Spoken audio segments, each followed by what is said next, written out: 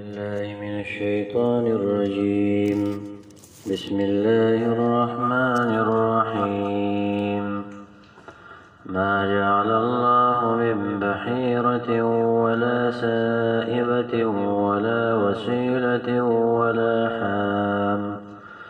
ولا حام ولكن الذين كفروا يفترون على الله الكذب فأكثرهم لا يعقلون.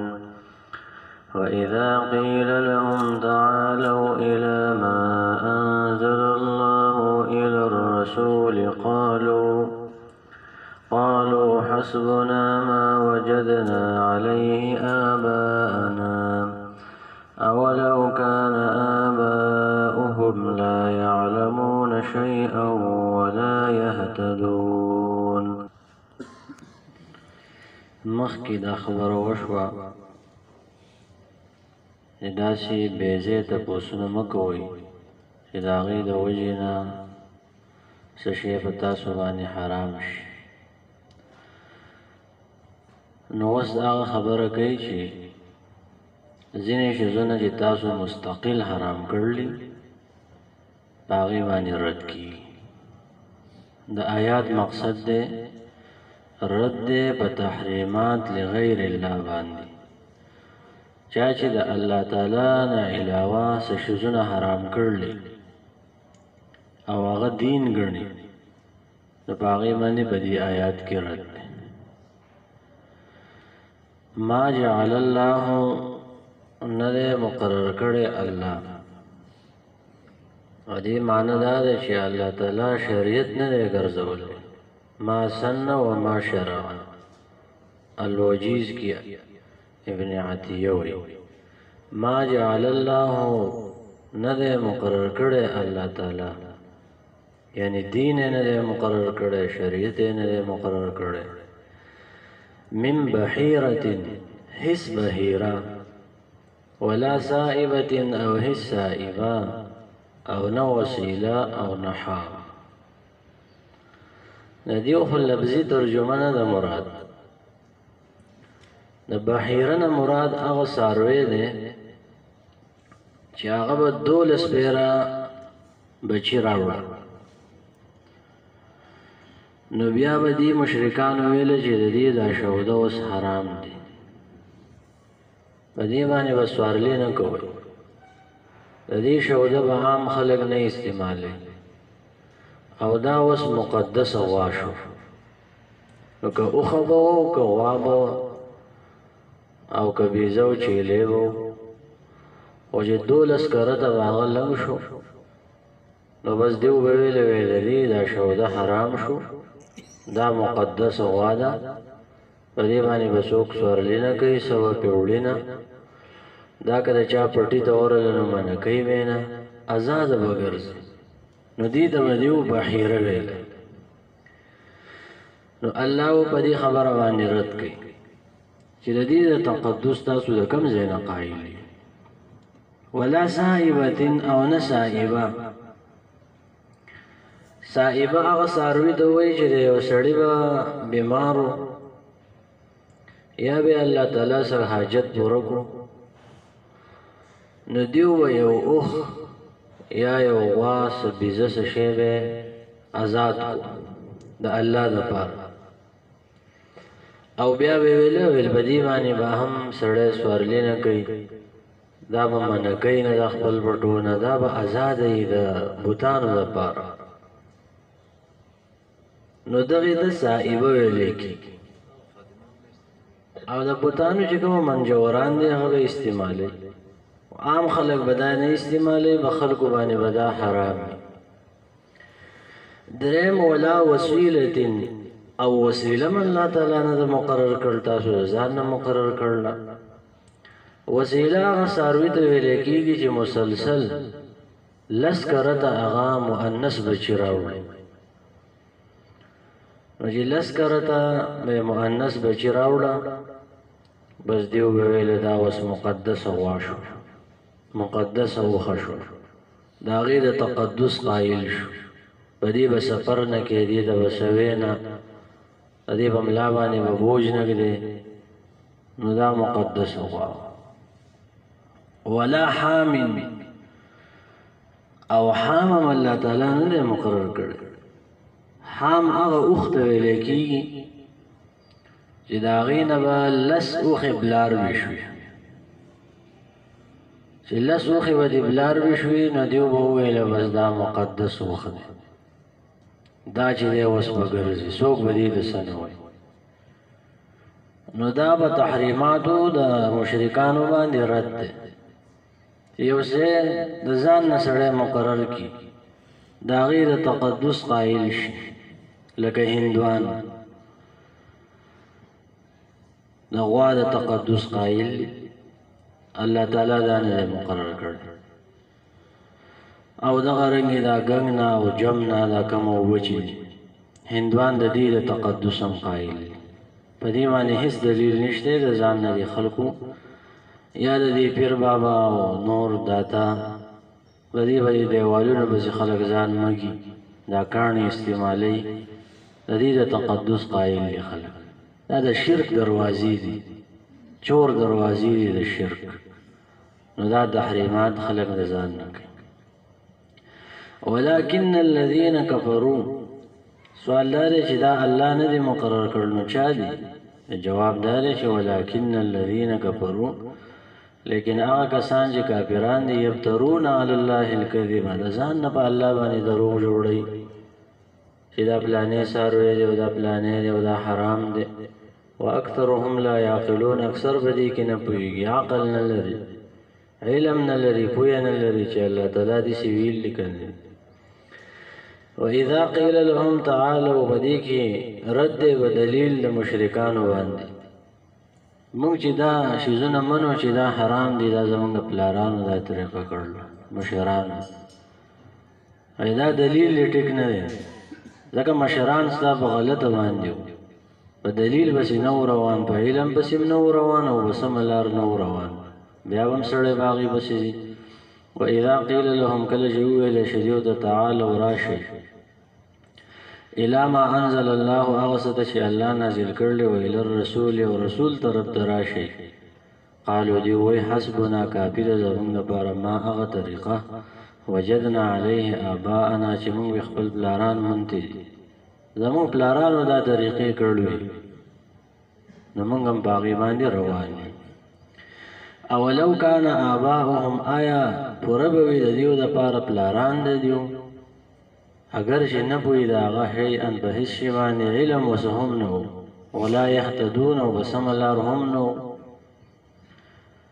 نو هغه خلک مشران جوړول او مقتدا جوړول او د هغې په طریقې پسې تلل چې د هغوی سره د دین علم نه وي او بیرته په هغه علم باندې عمل هم نه وي. دا د مشرکانو طریقه ده. او په یو لطیف انداز کې ګوره د رد ښایسته طریقه دا ده چې د چا نوم وانخلي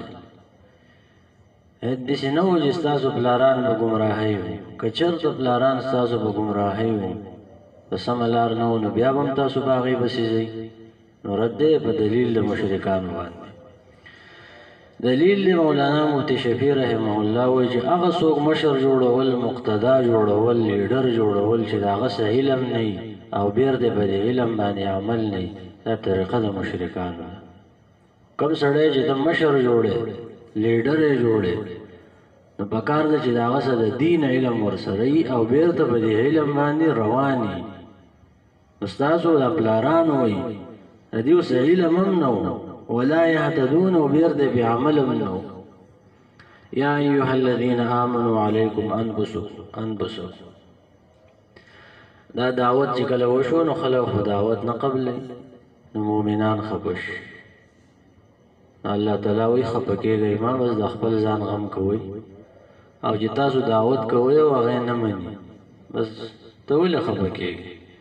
یا ایها الذین آمنوا ایمان والو علیکم انفسکم لازم دی به تاسو باندې حفاظت د خپلو ځانونو، خپل ځان حفاظت کوه، ځان د ګناه نه او د جهنم نه ساته.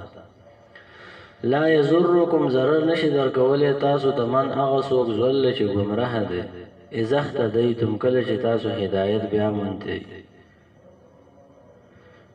د دې آیت نه ظاهره کې داسې معلومیږي